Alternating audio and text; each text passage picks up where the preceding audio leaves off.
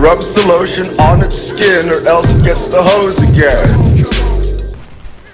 What is good, everyone? This is Kuzu Ranger coming at you from Japan. Now in today's video I want to talk about actually teaching in Japan, getting a job, and what it's like going through that process. So let me start out by saying I have been living in Japan now almost 14 years. It has been a fun ride and at times kind of depressing ride, ups and downs, topsy-turvy, goods and the bads. That's what this whole Japan culture series is for, giving my perspective as an outsider who also has inside knowledge of Japan. I'm not just a fanboy. I actually live here, and I'll give you my first-hand experience with things. So let me start off by saying how I actually got into this position where I am right now. Well, I had been interested in Japan since junior high school. I was born in California, which, as you may or may not know, is one of the most diverse places on earth. There is a very large Asian population, including Japanese, and they offered the language. Most of my friends, most of the people took I'll say Spanish number 1, maybe French number 2, I'd say German number 3. I actually did take German as well, but that's besides the point. So I took Japanese because I wanted to be different. It's kind of like everything I do in life. I don't want to be the same as everyone else. So that was actually the main reason I was introduced to Japan and Japanese culture in the first place, because I wanted to be different. Now the funny thing is, if you count up all the years, I had taken Japanese for 10 years. Watch this double roadkill. 1, 2. I had taken Japanese for 10 years. And what's ironic about that is that's the exact same time most Japanese right now... 1, 2, another double roadkill. Most Japanese have also studied English for 10 years. This happened sometime after World War II when America basically took over Japan. They conquered them, they introduced them to a new constitution, and English became much more prevalent. Well, most Japanese study English for 10 years, just as I had done with Japanese, and they speak it about as poorly as I did with Japanese after 10 years, which is amazing. You'd think people would be fluent by that time. They're not. The reason is, and this is the same for me, it's not actually the same. I don't know what the excuse is for Japanese. For me, the excuse was I was lazy and I'm kind of stupid, so I didn't learn Japanese. Besides that, Japanese is not a primary language spoken in California, in America, anywhere. Yes, there's Japantown. Yes, there are large pockets of Asian populations, but most Asian Americans, and this for a fact I know as well because most of my friends were Asian American, they don't speak Japanese unless they're at home, unless they're with their parents only. You don't go around speaking Japanese with your friends if you're an American, It's just a fact of life there, It's not considered cool to speak your mother tongue, even if you were born in a foreign country. And a lot of my friends actually were, not a lot, quite a few, a handful were born in other countries and came, via boat, via plane, via refugee status to the United States, and then, adapted American culture and became U.S. citizens. Anyways, so that's my excuse for not knowing Japanese. Japanese not knowing English, they really don't have an excuse. English is used everywhere here. It's just amazing. It's on train stations, it's on official buildings, it's on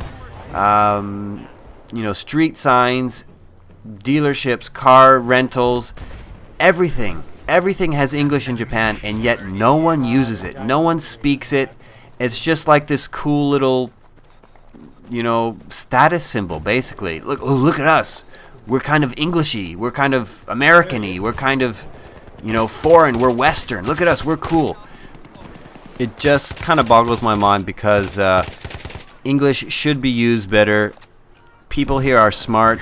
Japanese are known for studying hard and devoting their time to something and mastering it. But I just don't get why English is so poor. It's besides the mandatory.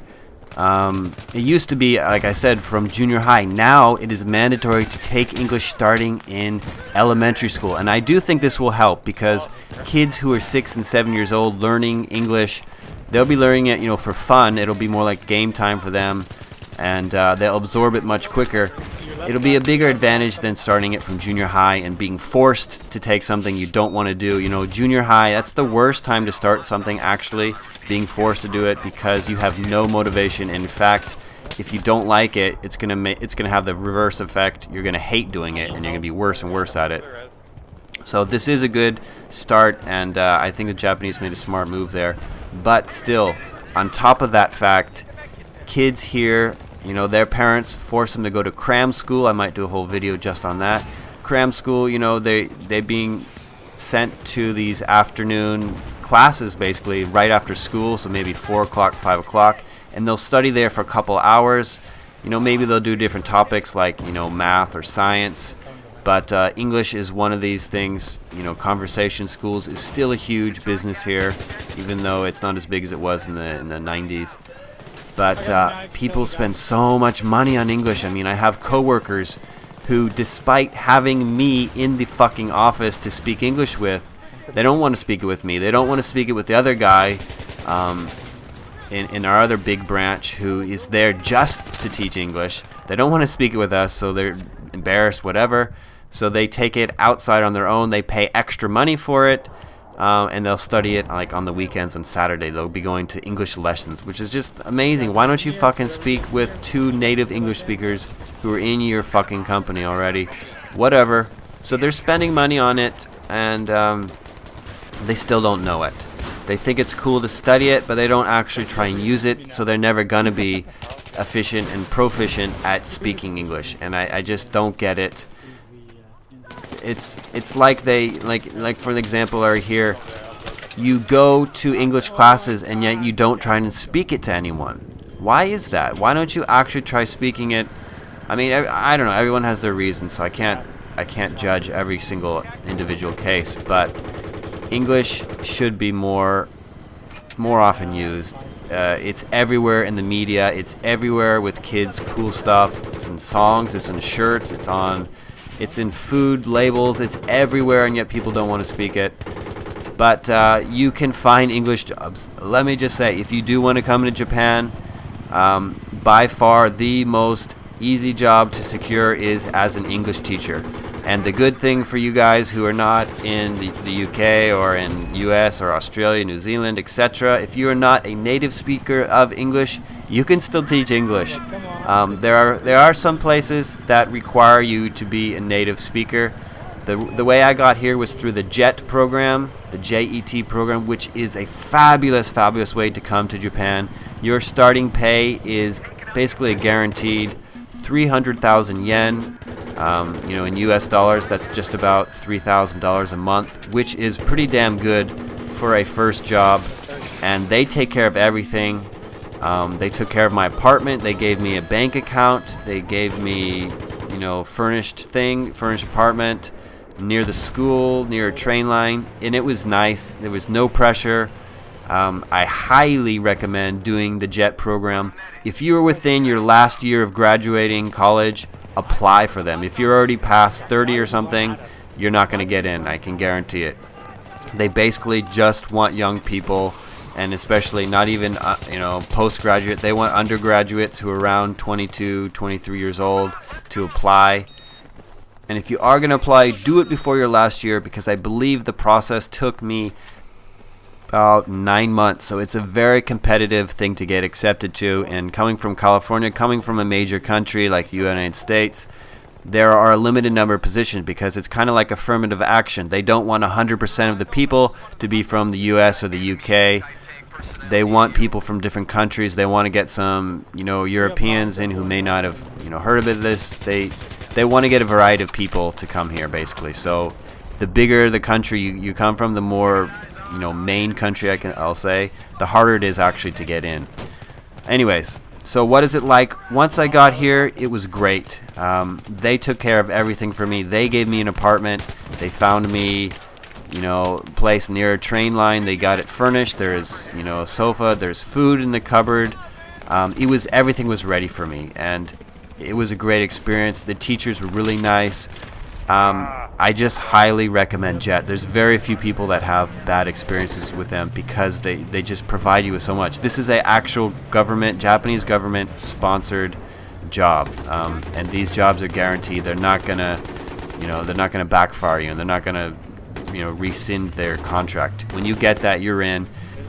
So now there's so much I want to talk about, and actually we're running down on time now. I may continue this in a different time if you guys are interested in this. If not, that's cool.